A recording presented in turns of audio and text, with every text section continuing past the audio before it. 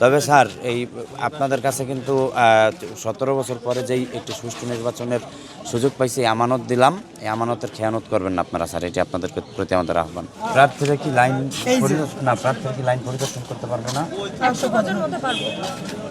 ওই সব হলে তো পারলাম, এই হলে বললো যে এর ভিতরে যাওয়া যাবে না, এটা তো জানতে হবে। এখন ভিতরে কেমন নির্বাচন হইতেছে, কি ওদের কোনো অন্য কোনো কিছু কিছু নেই, আমরা খোঁজ নিতে পারবো না, এটা তো আমাদের। আসসালামু আলাইকুম স্যার। স্যার প্রার্থীরা কি ভোটারদের যে লাইন, ওই লাইন পর্যন্ত গিয়ে ভোটারদের খোঁজ দিতে পারবে না যে তাদের কেমন ইলেকশন হচ্ছে বা কি? ভোটারদের যে লাইন, ওই লাইনের গিয়ে তাদের কাছে কি জানতে পারবে যে মানে পরিস্থিতি, মানে আচ্ছা স্যার, আচ্ছা ঠিক আছে, বাইরের থেকেই দেখলাম। তবে স্যার এই আপনাদের কাছে কিন্তু ১৭ বছর পরে যেই একটি সুষ্ঠু নির্বাচনের সুযোগ পাইছি, আমানত দিলাম, এই আমানতের খেয়ানত করবেন না আপনারা স্যার, এটি আপনাদের প্রতি আমাদের আহ্বান। স্বাস্থ্যকর অল টাইম হানিকম, সব সময় অল টাইম হেলদি লাইফ। জি স্যার, আল্লাহ ভরসা।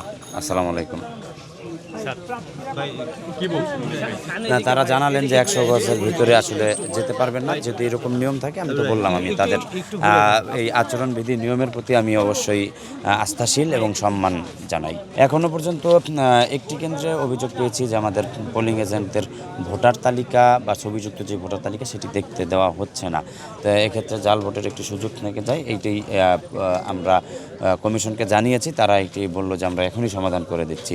তাছাড়া এখনও পর্যন্ত কিন্তু আপনারা দেখছেন সুষ্ঠু পরিবেশে ভোট অনুষ্ঠিত হচ্ছে। আমরা আমাদের নির্বাচন কমিশনের প্রতি আস্থা রেখেছি, আমাদের বিশ্বাস তারা এই আশ্বাসের প্রতিদান, এই আস্থার প্রতিদান দিবেন।